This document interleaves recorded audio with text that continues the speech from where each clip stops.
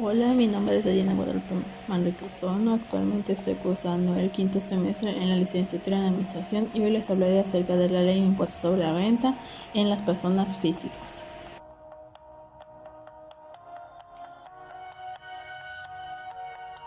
El impuesto sobre la renta, o mejor conocido como ISR, es un impuesto directo que se aplica a las ganancias obtenidas durante el ejercicio, o mejor dicho, a la diferencia entre los ingresos y las deducciones autorizadas. Según el artículo 90, están obligadas al pago de impuesto establecido las personas físicas residentes en México que obtengan ingresos en efectivo en bienes o servicios devengando cuando en términos se señale.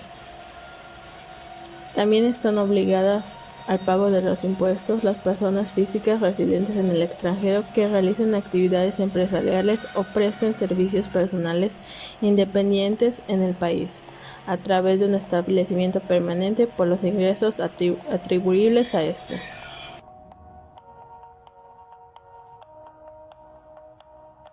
A continuación se muestra cómo declarar el ISR para las personas físicas. Las personas físicas deberán presentar la declaración anual en abril, el último día del mes de la fecha.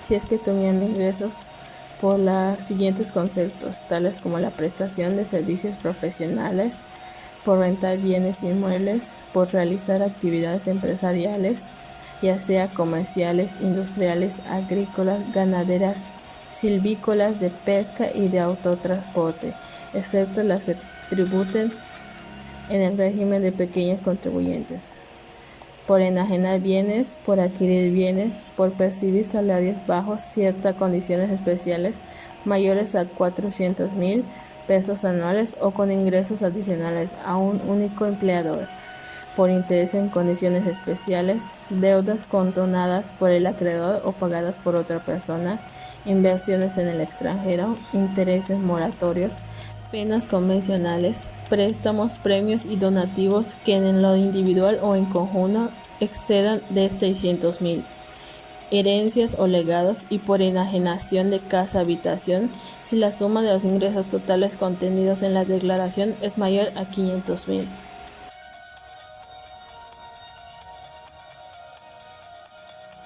La retención se calculará aplicando la totalidad de los ingresos obtenidos en un mes de calendario, como se muestra en la siguiente tarifa mensual, en donde se puede ver el límite inferior, el límite superior, la cuota fija y el porcentaje para aplicarse sobre el excedente del límite inferior. La retención se deberá efectuar sobre el total de los ingresos que efectivamente perciban las personas físicas por conducto de los citados medios, sin incluir el impuesto al valor agregado. Esta retención tendrá el carácter de pago provisional. Al monto total de los ingresos mencionados se les aplicarán las tasas de retención previstas en las siguientes tablas. Tratándose de prestación de servicios de transporte terrestre de pasajeros y de entrega de bienes, se le aplicará el monto de ingreso mensual y la tasa de retención que a continuación se verá. Tratándose de prestación de servicios de hospedaje y tratándose de enajenación de bienes y prestación de servicios.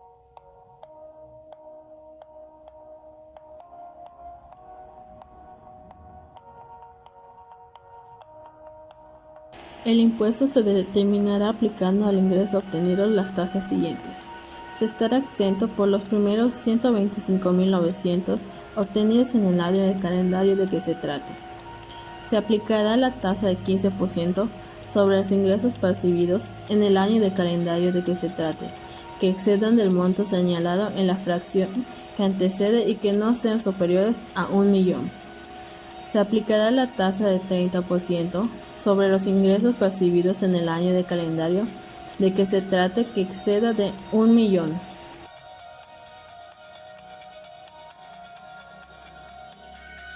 Las exenciones del ISR son los trabajadores que perciban una unidad de medida de actualización, las prestaciones distintas de salario cuando no excedan de los mínimos señalados por la legislación laboral, remuneraciones de tiempo extra o prestación de servicios un día de descanso sin disfrutar de otro en sustitución, aguinaldo exento hasta el equivalente a 30 unidades de medida y actualización. Por el resto se pagará ISR. Prima vacacional y PTU. Estas percepciones se encuentran exentas en 15 unidades de medida y actualización. Tratándose de los demás trabajadores, están exentos del 50% de las remuneraciones por concepto de tiempo extraordinario o de la prestación de servicios que realicen los días de descanso, sin disfrutar de otros en sustitución. La indemnización por riesgos de trabajos o enfermedades que se concedan en leyes, contratos colectivos de trabajo o contratos de ley.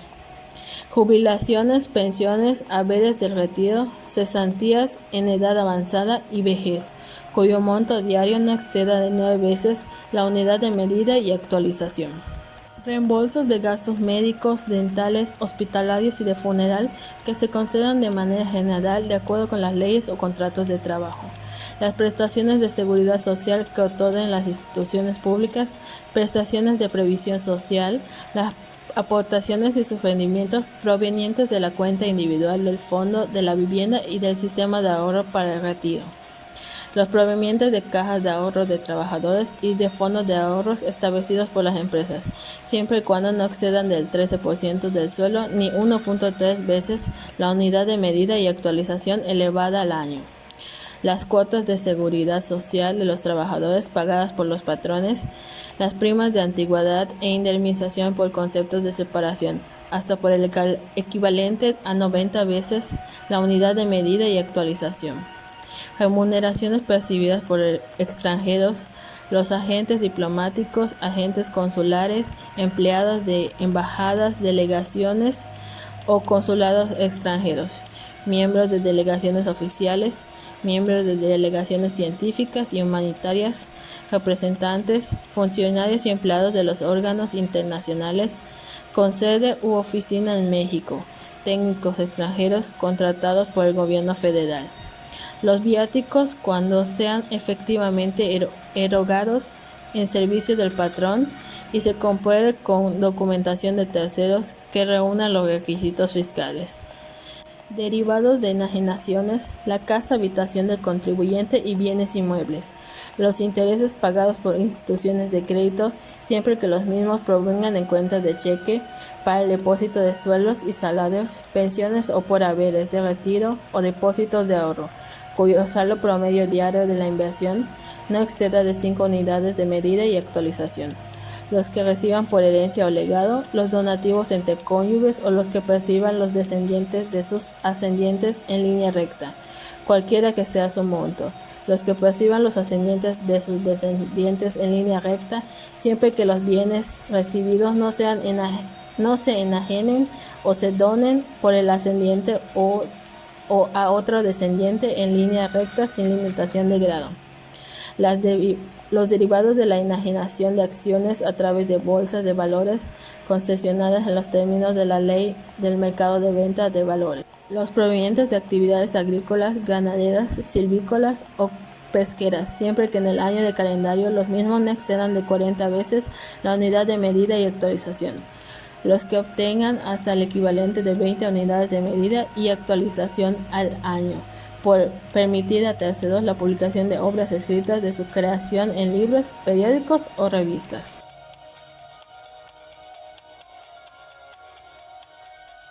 Deducciones autorizadas. Todas las personas físicas residentes en el país que se encuentren alcanzados por este impuesto podrán, para calcular su impuesto anual, realizar las deducciones autorizadas en la ley, pero también podrán añadir a las deducciones personales.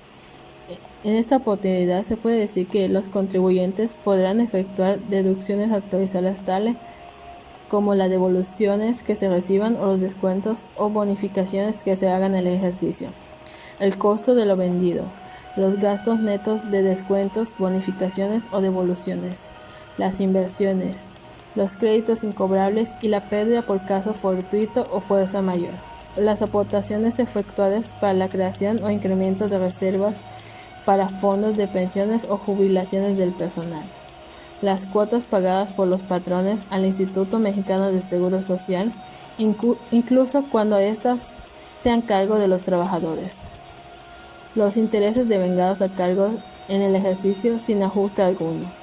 El ajuste anual por inflación, los anticipos y los rendimientos que paguen las sociedades cooperativas de producción, así como los anticipos que entreguen las sociedades y asociaciones civiles a sus miembros. Entre los conceptos no deducibles que se pueden mencionar están los pagos por impuestos sobre la renta a cargo del propio contribuyente o de terceros, ni las contribuciones en la parte subsidiaria o que originalmente correspondan a terceros. Los gastos e inversiones en la proporción que representen los ingresos exentos respecto del total de ingresos del contribuyente.